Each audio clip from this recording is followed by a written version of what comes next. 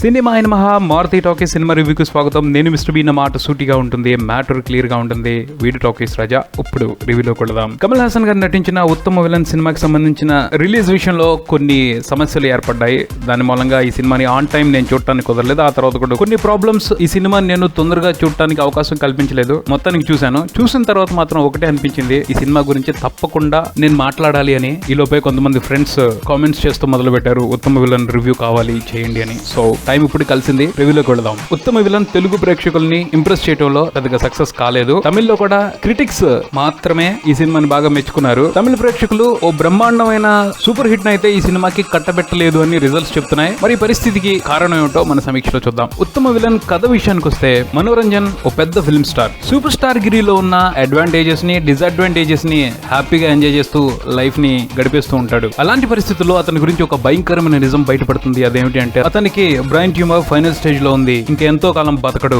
బాధ అనిపించినా ఆ విషయాన్ని అంగీకరించి చనిపోయే లోపు ఎప్పటికీ గుర్తుండిపోయే ఒక మంచి సినిమా తీసి చచ్చిపోవాలి అని నిర్ణయించుకుంటాడు. అలా అతను మొదలుపెట్టిన సినిమానే ఉత్తమ విలన్. ఓ పక్కన ఆ సినిమా చేస్తూనే మరో పక్క తన జీవితంలో ఉన్న సమస్యలకు ఒక పరిష్కారాన్ని సాధించే ప్రయత్నాలు మొదలు పెడతాడు. సినిమా పూర్తవటం, అతని జీవితంలో ఉన్న సమస్యలన్నీ పరిష్కారం అయిపోయి అతనికి సంతృప్తి కలగటం ఒకేసారి జరుగుతాయి. ఆనందంగా ఈ లోకాన్ని విడిచిపెట్టి వెళ్ళిపోతాడు. అది ఉత్తమ విలన్ సినిమాకి సంబంధించిన కథ. సినిమా విశ్లేషణ విషయానికి వస్తే, ఉత్తమ విలన్ సినిమాకి సంబంధించి ఒక విషయాన్ని మాత్రం ఎటువంటి అనుమానాలు లేకుండా చెప్పొచ్చు. అదేమిటి అంటే, ఇది కమల్ హాసన్ గారి హానెస్ట్ అటెంప్ట్. అంటే ఆయన ఎప్పుడు తన సినిమాల్ని నిజాయితీగానే తీస్తారు, కానీ ఈ సినిమాలో హానెస్టీ మోతాదు కొంచెం ఎక్కువ ఉందని చెప్పుకోవాలి. ఎలా అంటే, మిగతా స్టార్ హీరోలకి ఇండియా మొత్తం కంపేర్ చేసుకున్నా కూడా ఏ స్టార్ హీరోకి లేని అడ్వాంటేజ్ కమల్ హాసన్ కి మాత్రమే ఉంది. అదేంటి అంటే, చాలా మంది స్టార్ హీరోలు ప్రేక్షకులు నేను ఎలా ఉంటేనే చూస్తారు, నా ఇమేజ్ డౌన్ అయ్యే క్యారెక్టర్లు ఉంటే చూడరు అని ఏవో వంకలు చెప్తారు. కానీ అటువంటి డిసడ్వాంటేజ్ కమల్ హాసన్ గారికి లేదు. ఆయన ప్రయోగాలు చేయకపోతేనే, సరికొత్తగా కనిపించకపోతేనే ఆయన సినిమాలు చూడరు. ఆ అడ్వాంటేజ్ ని ఉపయోగించుకునే ఆయన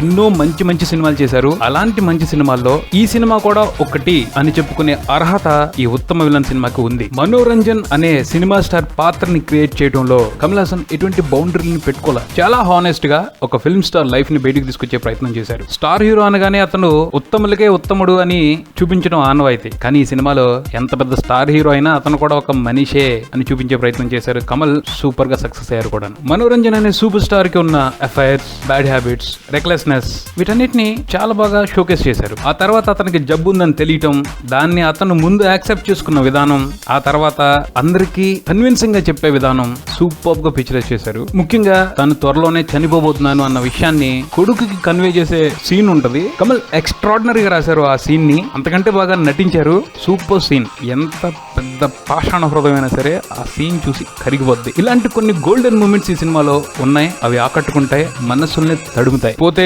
అన్ని మంచి సంగతులే కాదు, కొన్ని నెగిటివ్స్ కూడా ఉన్నాయి ఈ సినిమాకి సంబంధించి. దురదృష్టం కొద్దీ సినిమాలో సినిమాగా తీస్తున్న ఉత్తమ విలన్ పార్టే కొంతవరకు ఈ సినిమాకి డ్రాబ్యాక్ అని మాట్లాడుకోవాల్సి వస్తుంది. అంటే ఆ సినిమా ఫస్ట్ మొదలైనప్పుడు మంచి ఇంట్రెస్టింగ్ పాయింట్ తో చాలా సరదాగా అనిపించింది. కాకపోతే దాన్ని ఎక్కువ డ్రాగ్ చేశారు. దాంతో కొంచెం బోర్ కొట్టినట్టు అనిపించింది సినిమా. కాకపోతే ఉత్తమ విలన్ పాత్రలో కమల్ ఆకట్టుకుంటాడు. ఇన్నోసెంట్ కామెడీతో అలరిస్తాడు. అలాగే వెరైటీగా కనిపిస్తున్న డాన్స్ ఫామ్ తో మెస్మరైజ్ చేస్తాడు. ఈ విషయాలు తప్పించి ఆ పార్ట్ వరకు చాలా వరకు బోరే కొట్టింది. పోతే ఉత్తమ విలన్ సినిమాని బాగా ఎంజాయ్ చేయడానికి ఓ సంగతి ఉంది. అదేంటి అంటే, హీరో చనిపోతాడు అని తెలిసినప్పుడు ఓ ఎమోషన్ ఉంటుంది. ఆ ఎమోషన్ తో కనుక కనెక్ట్ అయిపోతే ఉత్తమ విలన్ పార్ట్ గురించి పట్టించుకోం, కమల్ గురించి ఆలోచిస్తూనే సినిమాని ఎంజాయ్ చేస్తాం. అది చాలా బాగుంటుంది. ఎమోషన్స్ అన్ని కూడా ప్రాపర్ గా వర్కౌట్ అయ్యాయి. హీరో మనోరంజన్ కు పెళ్లి కాక ముందుల ఒక అమ్మాయితో అఫైర్, ఆ అమ్మాయికి ఒక పాప, ఆ పాప ఫస్ట్ ఫాదర్ ని హేట్ చేయటం, ఆ తర్వాత నాన్నింటో తెలుసుకుని రావటం, అలాగే హీరో మనోరంజన్ దగ్గర పనిచేస్తున్న మేనేజర్ మెంటాలిటీ ఎలా ఉంటుంది, అతని దగ్గర పనిచేస్తున్న డ్రైవర్ ఎలా రియాక్ట్ అవుతాడు ఈ విషయం తెలిసిన తర్వాత, మొత్తం అతను ఉన్న రిలేషన్స్ అన్ని కూడా అప్పటి వరకు ఏవో సమస్యలతోనూ ప్రాబ్లమ్స్ తోనూ ఇతనితో కరెక్ట్ గా ఉండరు. కానీ ఇతను చనిపోతాడని తెలిసిన తర్వాత అందరిలోనూ మార్పు మొదలవుతుంది. అతని మీద ఎఫెక్షన్ కురిపించడం మొదలు పెడతారు. సంతృప్తిగా అతను చనిపోవడానికి అవకాశం కల్పిస్తారు. చాలా నీట్ గా ఉంటుంది ఎమోషనల్ జర్నీ. క్లైమాక్స్ చాలా బ్రహ్మాండంగా ఉంటుంది. కంటతడి పెట్టిస్తుంది, గుర్తుండిపోతుంది. మంచి విషయం ఉన్న పాత్ర పడాలి. అలాంటి పాత్ర పడితే కమల్ ఎలా చెలరైపోతారో మనందరికీ తెలుసు. చాలా బాగా యాక్ట్ చేశారు. ఆ పాత్రలో ఉన్న అన్ని వేరియేషన్స్ ని చాలా చక్కగా పోషించారు. నేనైతే పూర్తిగా ఈ సినిమాలో కమల్ పెర్ఫార్మెన్స్ కి, సినిమాలో ఉన్న ఎమోషన్ కి బోల్డ్ అయిపోయాను. ఇది నా ఫీలింగ్ ఉత్తమ విలన్ సినిమాకి సంబంధించి. దీని కమర్షియల్ వాల్యూస్ గురించి నేను ఇప్పుడు మాట్లాడను, అవసరం కూడా లేదు. మరో రోజుతో మళ్ళీ కలుస్తాను. Keep watching Maruthi talkies. For me mister B and talkies Raja. Thank you.